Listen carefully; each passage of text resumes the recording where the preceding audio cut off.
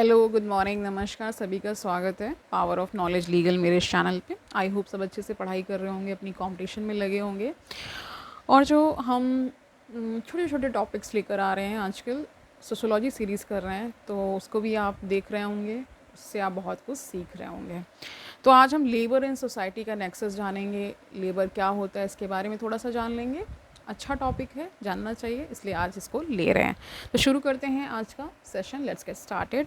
तो देखिए, the concept of labour is an old one but in modern sense it arrived with the growth of capitalism and industrialisation. तो कह रहे हैं कि कॉन्सेप्ट तो बहुत पुराना है, लेकिन जैसे जैसे मॉडर्न वर्ल्ड में हम इसको समझने की कोशिश करते हैं, तो इसका जो हम आविर्भाव देखते हैं, यानी इसका जो प्रकटीकरण होता है, वो ज़्यादा कहाँ मिलता है? कैपिटलिज्म कैपिटलिज्म जब आ जाता है और जब इंडस्ट्रियलाइजेशन हो जाता है। ठीक है। Often a worker is differentiated from a labourer in terms of a choice, as a labour doesn't have a choice.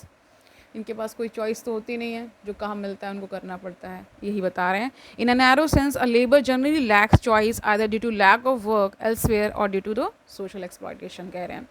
तो कह रहे हैं कि इनके पास कोई चॉइस इसलिए भी नहीं रहती क्योंकि एक तो इनके पास पहली बात काम नहीं रहता है, और जो काम मिलता है उसमें भी क्या होता है? एक्सप्लॉयटेशन होता है। Terms like child labour, agriculture labour and bonded labour are used in different sense than industrial worker. तो ये सारे टर्म्स से आप अवगत होंगे। ठीक है। जैसे आप चाइल्ड लेबर हम कर चुके हैं, इसको हमने बहुत अच्छे से पूरा इसका जाना था। और एग्रीकल्चर लेबर आप जानते हैं, जो खेती वगैरह होती है उसमें जो लेबर्स यूज़ होते हैं उसके लिए। और बॉन्डेड लेबर कोई भी ऐसा काम जो कि एक तरह से जिसके उनको उतना, जो लेबर कर रहे हैं उतना पैसा ना मिलना, यानी उनके जो वेजेस को एक तरह से ना देना और काम करा लेना, उसको बॉन्डेड लेबर बोला जाता है। और या फिर कह सकते हैं कि बहुत ही कम वेजेस का मिलना, और उनको बहुत ही एक तरह से बंधुआ मजदूरी इसका हिंदी है। और इसमें देखिए आप बहुत सारी और भी डायमेंशंस को जान पाएंगे, क्योंकि इसमें ही बहुत सारी चीज़ें, बहुत सारा एक्सप्लॉयटेशन है ना, सारी चीज़ें आ जाती हैं। सोशोलॉजी रिवॉल्व ही पूरी करती है एक इंडिविजुअल के इर्द गिर्द, क्योंकि इंडिविजुअल ही आगे जाके सोसाइटी को बनाता है, ग्रुप बनाता है, इस तरह से। यानी जो इंडिविजुअल है वो पहला चरण होता है ना, आप समझ पा रहे होंगे। In a broader sense labor also has various broad classifications like industrial labor, rural labor, feminine labor, child labor, formal labor and informal labor. In modern industrial societies, human labor is only one dimension of work as other is taken over by machines. अब ये भी आप जानते हैं कि बहुत सारी machines का आ जाना भी एक तरह से उनके लेबर को अफेक्ट करता है, क्योंकि कई बार मशीन्स के आ जाने से उनको काम नहीं भी मिल पाता है ना। One important characteristic of industrial societies is the marketing of the human labour. Another characteristic of labour in modern societies is it's high division. Further, labor in modern societies has left the atmosphere of home and has shifted to workplaces. Labor is now sold in market and not used solely for domestic production. तो market में आते हैं, वो अपने आप को एक तरह से बेचते हैं। ठीक है। उनकी ख़रीद फ़रोख्त भी होती है। कई बार आप देखते होंगे कि यहाँ से ट्रांसपोर्ट भी अदर कंट्रीज़ में किए जाते हैं। ठीक है। वो इलीगल भी कई बार होता है, कई बार लीगल भी होता है। ठीक है। Labour is also a process and activity which is explain by marks. Marks ने इसको एक्सप्लेन किया है। देखिए क्या कहा है। Labour is in the first place a process in which both man and nature participate, and in which man of his own accord starts, regulates and controls the material reactions between himself and nature. According to Marx, labor is peculiar of human beings only, and animals are not capable of producing it, and our labor creates something in reality that previously existed only in our imagination, that is, it is objectification of our purpose. Secondly, this labor is material according to Marx, as it works with the more material aspects of nature. Marx use of the term labor is not restricted to the economic activities. It encompasses all productive actions that transfer the material aspects of nature in accordance with our purpose. तो इनका पूरा जो कहने का मतलब ये है कि जो लेबर ही होता है, वो जो कुछ चीज़ें इमेजिनेशन में होती हैं उनको वो धरातल पे लाते हैं। जैसे मान लीजिए किसी बिल्डिंग का निर्माण करना है, तो पहले उसका कुछ क्राफ्ट बनाया जाता है, उसको एक उसका एक पेपर वर्क, इसका मैप बनता है, इस तरह से कह सकते हैं, और फिर वो उसको पूरा पूरा अमूर्त को वो मूर्त रूप में लाते हैं। अब मान लीजिए कोई ऐसा जगह है जहाँ पे आप कोई ऑर्गेनाइजेशन समझ सकते हैं या कहीं भी जहाँ पे चीज़ें प्रोड्यूस की जा रही हैं, मान लीजिए चिप्स बन रहे हैं या कोई अदर भी आइटम बन रहा है, तो उसमें पहले लेबर ही तो लगता है, तभी तो वो चीज़ें धरातल पे आ पाती हैं। वही इन्होंने कहा है, ठीक है, एक पर्पस को लेकर के चलता है, फिर वही लेबर उस पर्पस को फुलफिल भी करता है।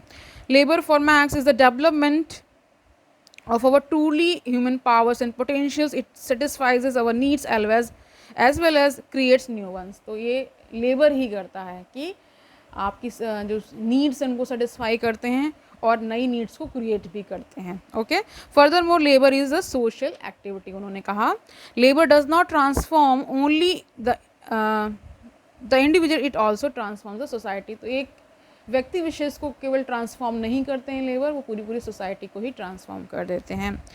Okay fine, according two marks, और जान लीजिए और मार्क्स क्या कहते हैं लेबर के बारे में। Labour in capitalism is not owned by workers to survive, workers are forced to sell their labour time to capitalist. Contrary to Marx, Hegel viewed labor in non-material terms or in terms of ideas only. He looked at labor as mental labor. तो Hegel का मत है कि वो उसको physical form में नहीं देखते, उसको एक मेंटल वे में लेते हैं, और उनका लेबर कहने का मतलब है मेंटल लेबर। ओके, अकॉर्डिंग ये देखिए, ये कंट्रोडिक्शन या चेंज ऑफ ओपिनियन होना गुड है, अच्छा है, क्योंकि इससे हमें क्या है, विभिन्न विभिन्न मत मिलते हैं।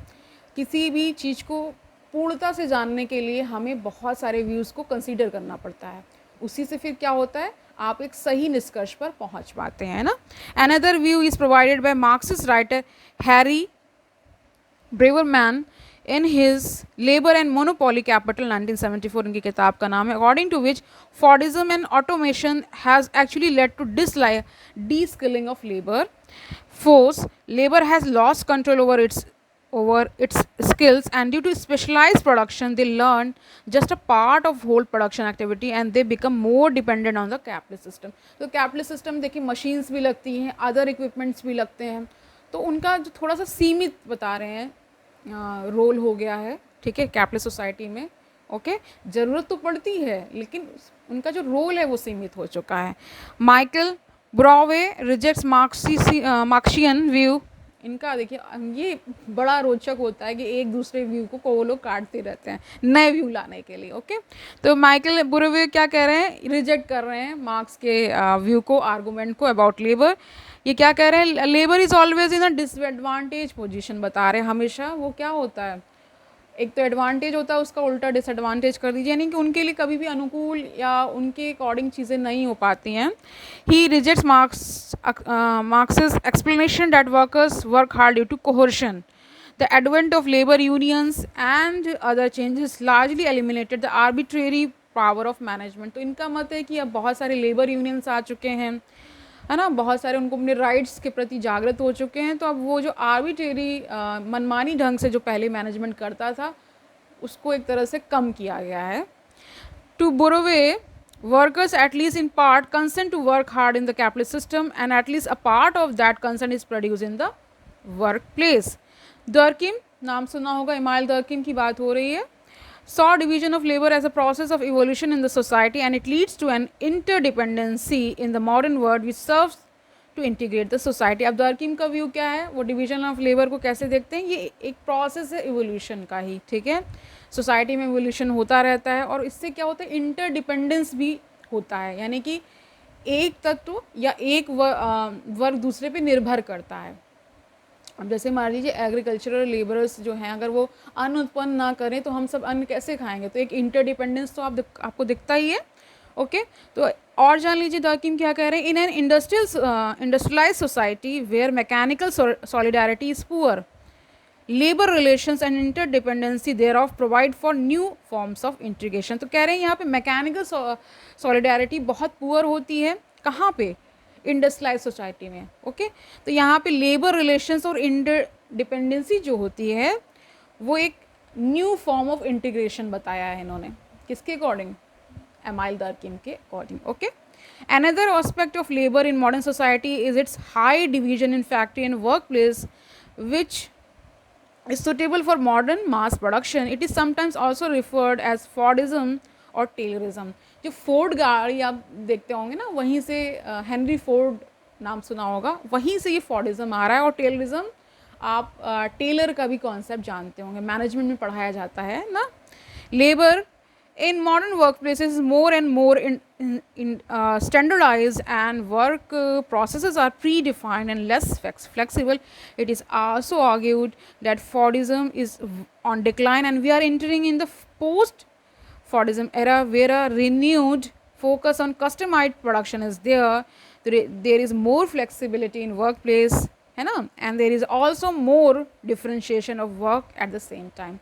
तो वो दुनिया थोड़ी सी अलग हो गई है, जहाँ पे बहुत सारा कह सकते हैं कि एक्सप्लॉयटेशन था. अब धीरे धीरे चीज़ें थोड़ी सी रिलैक्स हो रही हैं, ऐसा बोल रहे हैं, फ्लेक्सिबल हो रही हैं. आप अपने अकॉर्डिंग चीज़ें चुन सकते हैं. इतना ज़्यादा बहुत कह सकते हैं प्रताड़ना नहीं है, ये एक व्यू ही है. ठीक है, चेंज तो होता ही रहता है. फेमिनिस्ट पर्सपेक्टिव देखिए इसमें. Feminist perspective views labour in society in terms of female participation. According to Anne Oakley, industrialization led to confinement of women at home. Workforce participation was limited as women were forced to take care of the role of a housewife. पहले ये ऐसा होता था, लेकिन recent studies have however shown that the workforce participation of women is increasing. Okay, but there is also an occupational segregation. Okay, समझ गए होंगे इसके बारे में. Increasing share of service sector in economics has also changed the traditional definition of labor. Labor is not just physical labor now, as the works of Arle Hochschild in her The Managed Heart, यानी कि 1983 इनकी किताब का नाम है The Managed Heart, based on her study of Delta Airlines, showed that the service industry requires more and more manipulation of emotions. Marxists see such a trend as pinnacle of commodification of labor power. Another aspect of service, कह रहे service sector जैसे जैसे आया है, तो यहाँ पे आप देखते होंगे कि इमोशनल इनपुट भी लगता है. कई ऐसे वर्क प्लेसेस है जहाँ आप इमोशनली लोगों को मैनिपुलेट करके काफ़ी चीज़ें आप कर सकते हैं. तो इसीलिए ये एक नया आयाम खुला है. लेबर की डेफिनेशन भी इसीलिए चेंज हुई. अब लेबर का मतलब केवल फिजिकल लेबर नहीं है, अब मेंटल लेबर की भी बात होती है. Okay. Another aspect of rise of service sector is the decline of old factory production. One of its consequences is the decline of trade union movement, as less number of workers are employed in traditional factories, and it has significantly eroded the bargaining power of labor in modern world. Flexible production, labor liberal laws भी आ गए हैं. आप बहुत सारे labor laws देखते हैं जो liberal हैं. Okay, and intense global competition are other factors which have eroded the bargaining power of the labor force. Okay, तो आज हमने जान लिया है लेबर के कॉन्सेप्ट्स को. ग्लोबलाइजेशन भी एक अनदर फैक्टर है. ग्लोबलाइजेशन ऑफ लेबर भी हुआ है, जो कि पोस्ट मॉडर्न टाइम्स में हम देख ही रहे हैं ना. Labour today is marked by high mobility, trans boundary movement, यानी बाहर विदेशों में भी ये जाते हैं, वहाँ काम ढूंढते हैं, बहुत सारा काम करते हैं ना. World becomes increasingly competitive as industries also shift in search of cheaper production. Okay, it also leads to degradation of labor, as it is evident in the rise of sweatshops in China and other emerging economies. ठीक है, तो आज के लिए इतना ही रखते हैं. आपने लेबर के कॉन्सेप्ट को जान लिया होगा. ठीक है, सोशियोलॉजी में मार्क्स, डर्किम और मैक्स वेबर, ये तीन मेन स्तंभ माने जाते हैं. अदरवाइज तो बहुत सारे सोशियोलॉजिस्ट हैं जिनका वर्क बहुत सराहनीय है, लेकिन इन तीनों को अगस्त कॉम्टे भी हैं क्योंकि फादर ऑफ सोशियोलॉजी हैं. लेकिन मूलतः इन तीनों को अगर आपने जान लिया तो कहते हैं कि आपने यू हैव हाफ डन, आप आधा काम कर चुके हैं. सोशियोलॉजी इन तीन सोशियोलॉजिस्ट जिन्होंने बहुत शानदार काम किया है सोशियोलॉजी को समृद्ध बनाने में भी ना. डिफरेंट कॉन्सेप्ट्स में आप इनका मत ज़रूर जानते हैं, और इनकी विशेष जो थिंकिंग है इनकी, वो भी अलग दिखती है. ओके, तो आज के लिए इतना ही रखते हैं. कल मिलते हैं. तब तक आप क्या करेंगे? पढ़ाई करेंगे. अगर आपको ये सीरीज़ अच्छी लग रही है तो मुझे कमेंट सेक्शन में बताएं कि आपको और क्या जानना है. हम कुछ नया भी लेकर आएंगे. कल मिलते हैं. तब तक आनंद से पढ़िए. Don't take burden. All the best.